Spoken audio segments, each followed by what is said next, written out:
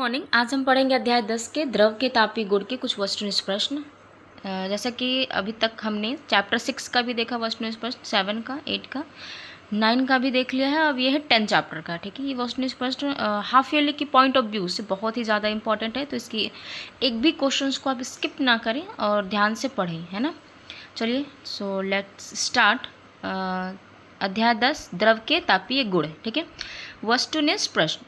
First question है आपका कि ऊष्मा का मात्रक है ना। ऊष्मा का मात्रक क्या होता है?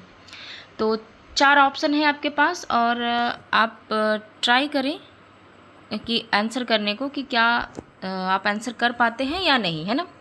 चलिए, तो ऊष्मा का मात्रक है फर्स्ट है जैसे कि जूल, सेकंड है कैलोरी, एंड थर्ड है किलो कैलोरी, एंड फोर्थ है उपरोक्त सभी, है ना। ऊष्मा का मात्रक क्या होगा? क्या जूल होगा, कैलोरी होगा, किलो कैलोरी होगा, या फिर सभी होगा?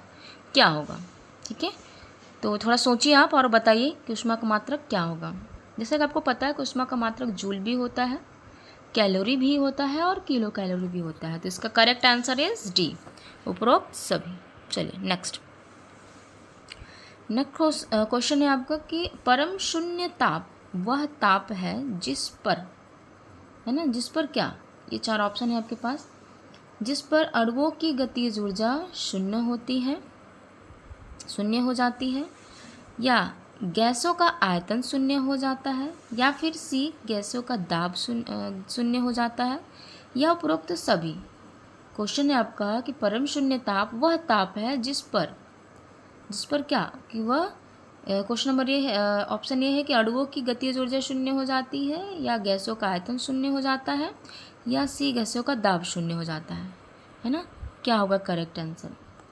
तो इसका करेक्ट आंसर होगा ये सभी, है ना, उपरोक्त सभी। कि परम शून्य ताप वह ताप है जिस पर अणुओं की गतिज ऊर्जा भी शून्य हो जाती है, गैसों का आयतन भी शून्य हो जाता है और गैसों का दाब भी शून्य हो जाता है। चलिए नेक्स्ट क्वेश्चन की तरफ चलते हैं। क्वेश्चन नंबर सी है कि प्रत्येक गैस आदर्श गैस की तरह व्यवहार करती है कब? प्रत्येक गैस जो है वो आदर्श गैस की तरह व्यवहार करती है ना, कब करती है? तो देखते हैं, 4 ऑप्शन हमारे पास। फर्स्ट इज निम्न दाब व उच्च ताप पर, या फिर बी उच्च दाब व निम्न ताप पर, या फिर सी सामान्य दाब व ताप पर, या फिर डी उच्च दाब व उच्च ताप पर। तो इसका क्या होगा करेक्ट आंसर? कि प्रत्येक गैस आदर्श गैस की तरह व्यवहार करती है कब? निम्न दाब व उच्च ताप पर, उच्च ताप व निम्न दाब पर, या सामान्य दाब व ताप पर, या उच्च दाब व उच्च ताप पर। तो इसका आंसर होगा आंसर नंबर फर्स्ट, है ना, ये निम्न दाब पर व उच्च ताप पर जो प्रत्येक गैस आदर्श गैस की तरह व्यवहार करेगी, है ना। कब? जब निम्न दाब रहेगा और ताप जो है वो उच्च होगा। चलिए, आई होप कि आपको समझ में आया होगा। नेक्स्ट देखिए, गैस समीकरण, है ना। गैस समीकरण क्या है? PV is equal to RT में V आयतन है ना। V क्या है? V आपका क्या है ना। ऑप्शन है आपके पास। फर्स्ट 1 किलोग्राम गैस का आयतन है, या फिर 1 ग्राम गैस का आयतन है, या 1 लीटर गैस का आयतन है, या फिर डी 1 मोल गैस का आयतन है।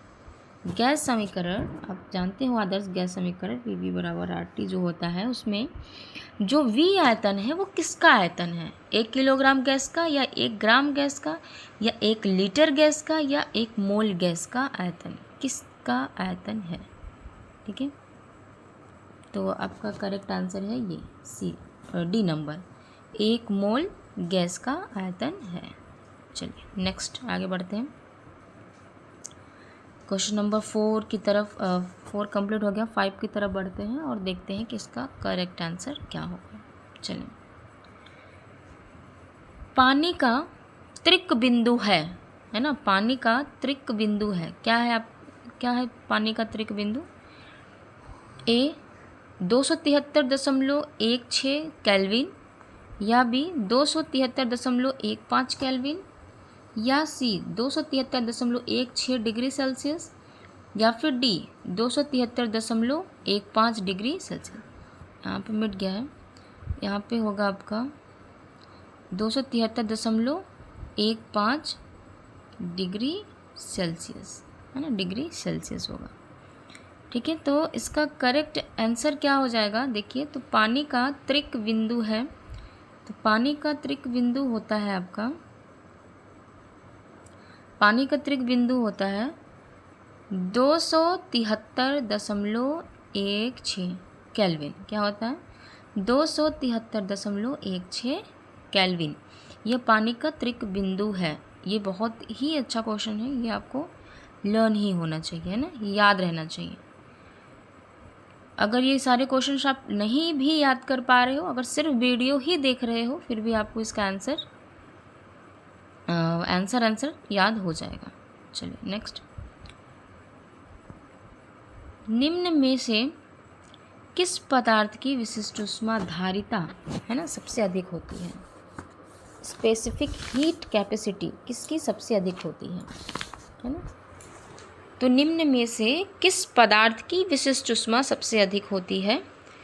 तो देखिए यहाँ पे 4 ऑप्शन हैं। ए, लोहा की विशिष्ट ऊष्मा सबसे अधिक होती है, या बी, पानी की, या फिर सी, पीतल की, या फिर डी, कांच की, है ना। विशिष्ट ऊष्मा मतलब ऐसे समझ सकते हो आप कि ऐसा कोई पदार्थ जो बहुत गर्म करने पर, ऊष्मा देने पर देर से गर्म हो तथा ठंडा होने पर देर से ठंडा हो, है ना, जिसकी कैपेसिटी अधिक हो। अगर वो गर्म भी हो रहा है तो देर से गर्म होगा, है ना, और अगर ठंडा हो रहा है तो देर से ठंडा होगा। तो निम्न में से किस पदार्थ की विशिष्ट ऊष्मा सबसे अधिक होती है? तो वो होती है पानी की। पानी आप देखोगे कि देर से गर्म भी होता है और देर से ठंडा भी होता है, जिसका यूज हम रोगियों की सिकाई के लिए यूज़ किया जाता है। पानी की बेसिकली पानी को गर्म करके क्या किया जाता है, रोगियों की सिकाई के लिए यूज़ किया जाता है।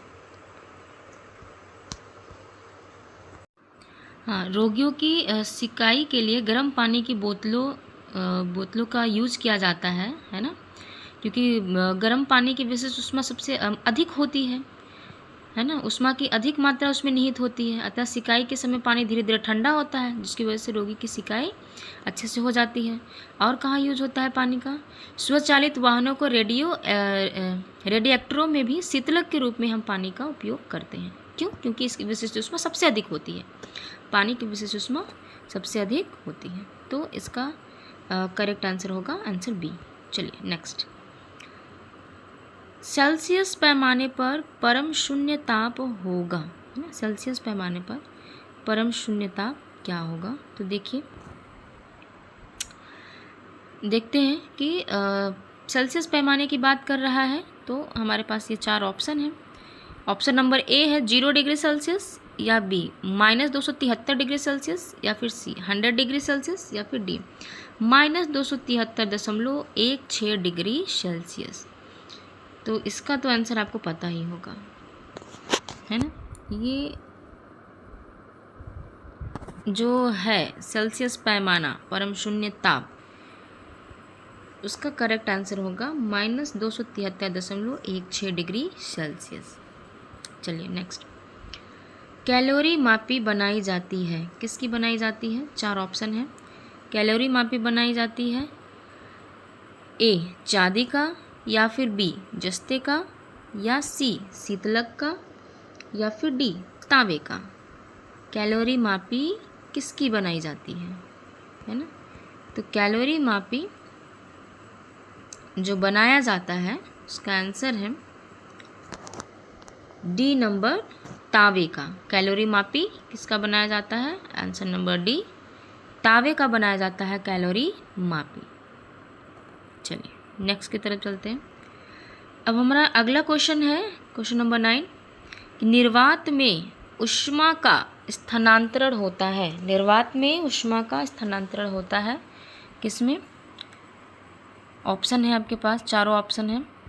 ऑप्शन नंबर ए, केवल चालन द्वारा निर्वात में ऊष्मा का स्थानांतरण होता है, या बी, केवल संवहन द्वारा, या सी, केवल विकिरण द्वारा, या फिर डी चालन, संवहन और विकिरण तीनों के द्वारा, है ना। किसके द्वारा?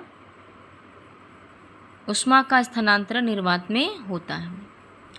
तो जैसा कि आपको पता है कि चालन, केवल चालन तो ठोसों में ही संभव है ना, और केवल संवहन जो है वो द्रवों में संभव है। तो चालन और संवहन नहीं होगा तो इसकी वजह से ये भी नहीं होगा, है ना, ना ये। तो हमारा आंसर क्या बचता है करेक्ट? केवल विकिरणों द्वारा, केवल जो विकिरण है वो ही निर्वात में ऊष्मा का स्थानांतरण कर सकता है। सो आंसर नंबर सी, केवल विकिरण द्वारा। क्लियर? चलिए नेक्स्ट आगे बढ़ते हैं। क्वेश्चन नंबर 10 है कि चमकीले पिंड जो होते हैं, है ना, जितने भी चमकीले पिंड हैं वो ऊष्मीय विकिरण के होते हैं। चमकीले पिंड ऊष्मीय विकिरण के होते हैं। क्या होते हैं? देखिए, ए अच्छे अवशोषक तथा बुरे परावर्तक होते हैं। चमकीले बोल रहा है, चमकीले हैं तो बुरे परावर्तक तो हो नहीं सकता, है ना। क्यों? क्योंकि कोई भी चीज़ अगर चमक रहा है इसका मतलब क्या है कि उसमें परावर्तन अच्छा हो रहा है। ठीक है। बी क्या है? अच्छे अवशोषक तथा अच्छे परावर्तक हो। ये भी संभव नहीं है कि वो अच्छा अवशोषक हो। अगर वो अच्छा अवशोषक होगा तो फिर परावर्तन क्या करेगा? उसमें परावर्तन की तो क्रिया ही नहीं होगी। इसलिए सी नंबर भी, बी नंबर भी नहीं होगा ना, अच्छे अवशोषक तथा अच्छे परावर्तक नहीं। बुरे अवशोषक तथा अच्छे परावर्तक, सोचते हैं इसके बारे में। डी क्या है? बुरे अवशोषक तथा बुरे परावर्तक, ये तो बिल्कुल भी नहीं होगा। सो हमारा करेक्ट ऑप्शन इज सी, बुरे अवशोषक तथा अच्छे परावर्तक। ठीक है, क्या होगा इसका आंसर नंबर सी, कि बुरे अवशोषक तथा अच्छे परावर्तक। सी नंबर करेक्ट आंसर होगा। क्लियर? चलिए अब आगे बढ़ते हैं।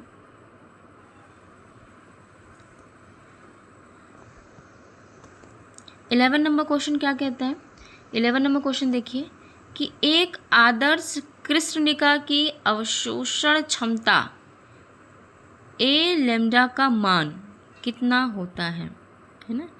एक आदर्श कृष्णिका की अवशोषण क्षमता ए लैम्डा का मान कितना होता है?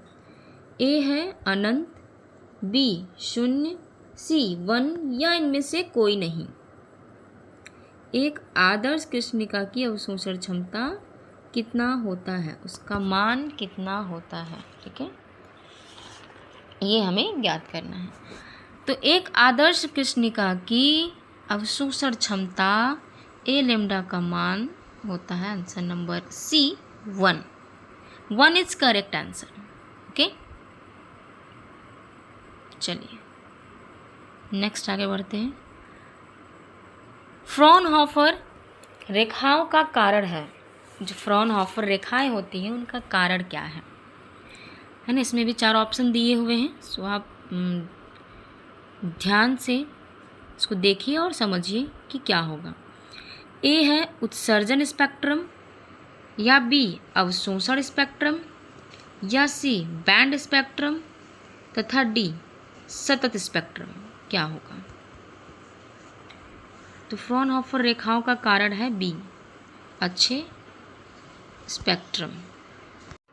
क्या होगा आंसर नंबर बी अवशोषण स्पेक्ट्रम, है ना, अवशोषण स्पेक्ट्रम। नेक्स्ट 13 नंबर है आकाश में दूरस्थ तारों का रंग किस बात का प्रतीक है। ठीक है, आकाश में दूरस्थ तारों का रंग किस बात का प्रतीक है? ए तरंगदैर्ध्य का, बी ताप का, सी दूरी का, या फिर डी आकार का। क्या होगा इसका करेक्ट आंसर? तो आकाश में दूरस्थ तारों का रंग किस बात का प्रतीक है? तो वो है बी ताप का प्रतीक है। ठीक है, आई होप आपको ये सारे क्वेश्चन समझ में आए होंगे। आप इसका आंसर भी किए होंगे भली भांति प्रकार से। अब आपके लिए एक क्वेश्चन है कि आपको कमेंट बॉक्स में बताना है कि परम शून्य ताप का मान कितना होता है ना। परम शून्य ताप का मान कितना होता है ये आपको कमेंट करके बताना है। ओके, चलिए इसी तरीके से और हाफ ईयरली एग्जामिनेशन की तैयारी के लिए हम और भी क्वेश्चन सभी लेके आएंगे। अभी तो सिर्फ क्वेश्चन न्यूज़ कंप्लीट हुआ है, अभी हमें रिक्त स्थान भी करना है ना, फिल इन द ब्लैंक्स भी करना है, ट्रू फॉल्स करना है, कई सारे क्वेश्चन अभी पेंडिंग पड़े हुए हैं, तो हम धीरे धीरे इसी प्रकार से पढ़ेंगे और अपलोड करेंगे। ओके, चलिए ठीक है, फिर मिलते हैं अगली वीडियो में। आज के लिए इतना ही, और आप पढ़िए, खूब सारा मेहनत करिए और आगे बढ़िए। ठीक है।